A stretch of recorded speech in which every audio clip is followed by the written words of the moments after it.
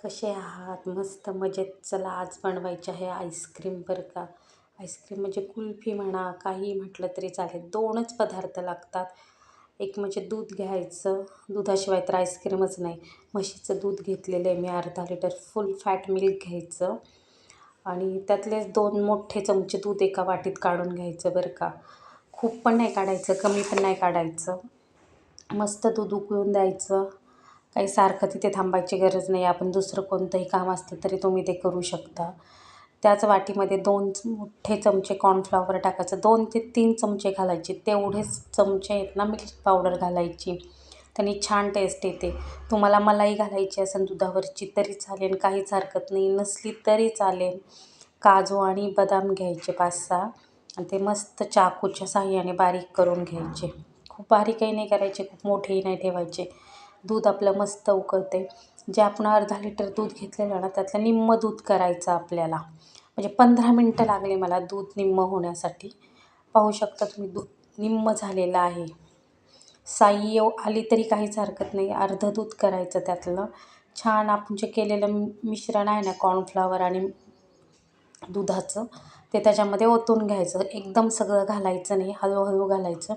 म्हणजे एकदम घातलं ना गिठोया होतात मग पूर्ण. थोडं थोडं घातलं ना गिठोया होत नाही आणि हात फिरवत राहायचा आणि छान मग टेक्स्चर येतं त्याला मऊ असं.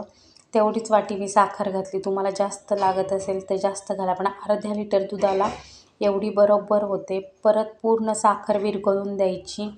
छान मिक्स करायचं एकत्र. एक उकळी येऊन द्यायची तोपर्यंत आणि ही खूप छान लागते बरं का खायला. अशी नक्की ट्राय करा. काही घरात खूप सामानाची गरज पडत नाही याला. तुम्हाला तुटी फ्रुटी आवडत असेल तर तेही घालू शकता. 10 मिनटं झाले. छान मिश्रण थंड झालेलं होतं. थंड झाल्यावरच मिश्रण हे ना मिक्सरच्या भांड्यामध्ये ओतून घ्यायचं आणि एकदा ओतल्याच्यानंतर परत एकदा फिरवायचं ते छान.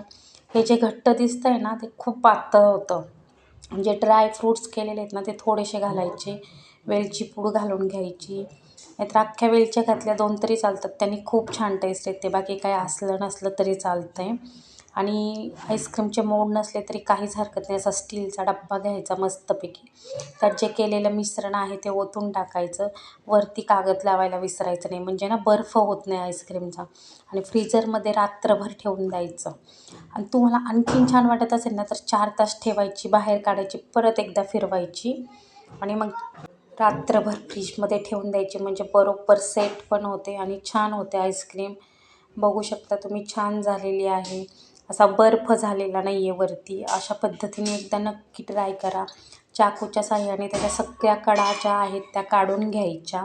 नसेल निघत तर थोडंसं पाणी घ्यायचं पातेल्यात, त्यात डब्बा ठेवायचा आणि ते काढून घ्यायचं. लगेच आईस्क्रीम निघते. मी अशा काड्या ज्या आहेत ना आपण आईस्क्रीम खातो त्या काड्यांची अशी आपण कुल्फीवाला नाही का ज्याच्याकडे येतात तसे आईस्क्रीम असते तशी कापले होते मी. खूप छान लागते खायला बरं का. लहानपणीची आठवण येते अशी आईस्क्रीम पाहिले की. आणि छान हाताच्या साहाय्याने काढून घ्यायच्या सगळ्या. आणि निघतेही लगेच. काही एवढं हे नाही निघत की निघत नाही, डब्यालाच राहते असं नाही. लगेच निघते. त्याचे 4 असे काप करून घ्यायचे. खायलाही खूप छान टेस्टी लागते. व्हिडिओ आवडला व्हिडिओला लाईक आणि सबस्क्राईब करा. पाहू शकता किती छान आईस्क्रीम झालेली आहे. अशी एकदा नक्की ट्राय करा. चला तर मग बाय.